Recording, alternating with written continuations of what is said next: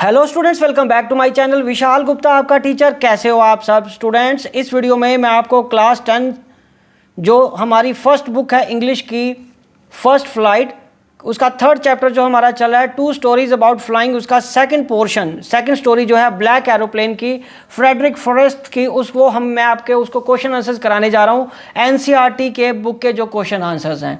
ठीक है स्टूडेंट्स, तो चलिए बात करते हैं सबसे पहले क्वेश्चन नंबर 1 की।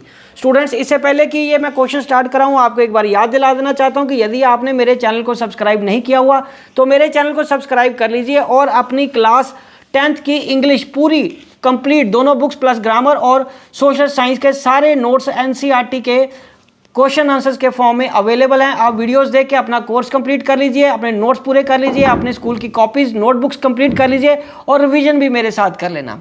तो चलिए स्टार्ट करते हैं क्वेश्चन नंबर 1 से। I will take risk. Question number 1 है I will take risk. What is the risk and why does the narrator take it?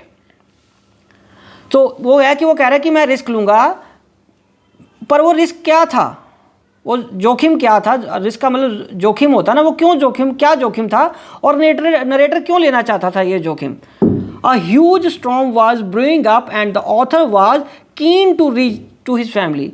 तूफान आने वाला था, आ रहा था और वो अपने जो ऑथर है वो अपनी फैमिली के पास जल्दी पहुंचना चाहता था। So he decided to fly through the storm. इसलिए उसने तूफान में से निकलने की कोशिश की, मतलब अपना एरोप्लेन निकालने के लिए वो आगे बढ़ा। And he didn't want to miss the chance to meet his family at breakfast. और वो इतना एक्साइटेड था कि वो अपनी फैमिली से मिलने का चांस नहीं मिस करना चाहता था, जो कि ब्रेकफास्ट के समय सारी फैमिली उसकी एक साथ उसको मिल जाएगी।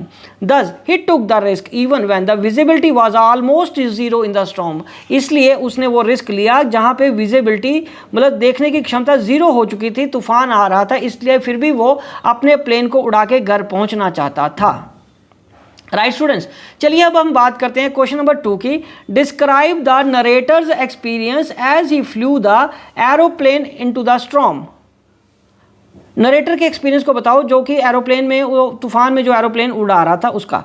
सो एज द पायलट, जो कि ऑथर भी है, एंटर्ड द स्टॉर्म, तूफान में घिर गया। His plane started jumping and twisting, वो जंप करने लगा और ट्विस्ट करने लगा। He couldn't see anything outside the plane as it was black. और बाहर बिल्कुल ब्लैक था, वो बाहर कुछ भी नहीं देख पा रहा था प्लेन के बाहर। When he looked at the compass and other instruments, they had stopped to function due to storm. और जब उसने कंपास या दूसरे इंस्ट्रूमेंट्स को देखने की कोशिश करी तो उसने देखा कि वो तो काम करना बंद कर गए हैं सारे इंस्ट्रूमेंट्स तूफान की वजह से। It was a terrible and fearsome experience for him. ये एक बहुत खतरनाक और डराने वाला एक्सपीरियंस था उसके लिए। The fuel tank was almost empty and he couldn't fly more than 10 minutes. Fuel tank था वो ऑलमोस्ट खाली हो चुका था और उसके पास सिर्फ 10 मिनट से ज़्यादा का समय नहीं था कि वो और उड़ पाएगा। Then he saw another black aeroplane by his side. फिर उसने एक काले एरोप्लेन को देखा जो उसकी तरफ आ रहा था। And the pilot of the plane signalled him to follow. और पायलट ने उसको इशारा किया, उस काले अननोन प्लेन ने उसको इशारा किया कि मेरी तरफ बढ़ो, मेरे साथ, मेरे पीछे बढ़ो, जैसा मैं उसको इशारा कर रहा था।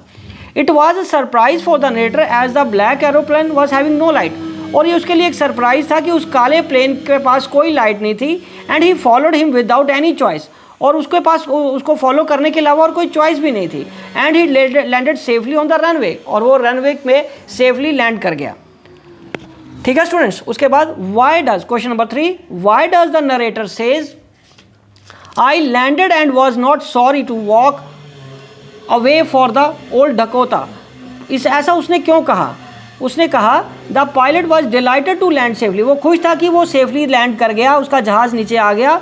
Being caught in a dense storm of dark clouds and not I was not sorry to walk away from the old Dakota। और उसको ज़रा भी अफसोस नहीं हुआ।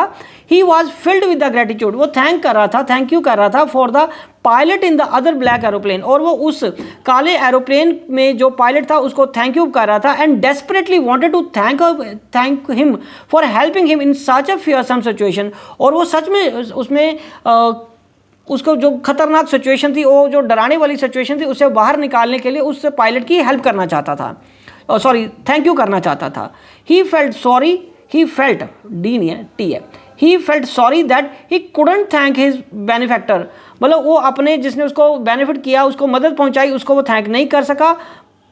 Landing on the runway safely, जिसने कि उसको सेफली रनवे पे पहुंचा दिया। ठीक है स्टूडेंट्स। सो नेक्स्ट क्वेश्चन क्या है, what mode the women in the control centre look at the narrator strangely. जो कंट्रोल सेंटर में वुमेन थी वो उसको नरेटर को इतना हैरानी से क्यों देख रही थी? Because the women in the central control centre looked at narrator strongly because the narrator asked him about the black aeroplane. और लेकिन क्योंकि उसने जो ऑथर था, नरेटर था, उसने ब्लैक एरोप्लेन के बारे में पूछा and she saw no one except narrator's in the sky. वो लेडी इसलिए हैरान थी कि जो ऊपर एक प्लेन उड़ रहा था वो सिर्फ नरेटर का ही था उस तूफान में, और कोई प्लेन तो उड़ ही नहीं रहा था। इसलिए वो उसकी बात से हैरान हुई कि वो क्यों कह रहा है कि काले एरोप्लेन वाले पायलट से मिलाओ मेरे को। इवन द रडार भी उसको नहीं शो कर रहा था, जो कि रात में वो उड़ रहा था। ठीक है जी। चलो नेक्स्ट बात करते हैं क्वेश्चन नंबर 5 की। Why do you think who do you think help the narrator to reach safely. Who do you think help the narrator, किसने आपको लगता है कि नरेटर की हेल्प की है? It was very difficult to say about the unknown pilot. देखो जी, आंसर तो ये है कि कोई भी हम इसको आसानी से नहीं बोल सकते, ये बहुत डिफिकल्ट है ये जानना कि पायलट कौन था दूसरे जिसने उसकी नरेटर की हेल्प की।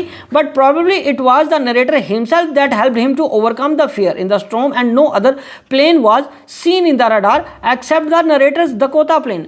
डकोटा प्लेन उसका ब्रांड का नाम है प्लेन के। बट वो कहने की यहाँ कोशिश ये हो रही है कि वो एक्चुअल में जिसको सोच रहा था कि कोई और पायलट उसकी मदद कर रहा था, वो उसका सबकॉन्शियस माइंड ही हो सकता है जो कि तूफान में उसको बाहर लाने में मदद कर रहा था। क्योंकि रडार में भी उन लोगों ने नीचे देखा था कि नरेटर के प्लेन के अलावा तो और कोई प्लेन था ही नहीं। इन दिस फियरसम सिचुएशन, इस डराने वाली सिचुएशन में he might have been false perception, और उसने कुछ गलत धारणाएं अपने मन में पाली थी क्योंकि वो तो ऑलमोस्ट मरने वाला था। तो इसलिए उसकी अंदर की जो सबकॉन्शियस माइंड है उसने उसको ड्राइव किया कि उस चीज़ से बाहर निकले, और वो उस तूफान से उसको निकाल के ले गए। He himself was a good pilot, वो अपने आप में एक बहुत अच्छा पायलट था, और brave enough who helped him land safely, और जिसने अपनी ही मदद की उस खतरनाक सिचुएशन से निकलने की, बाहर आने की।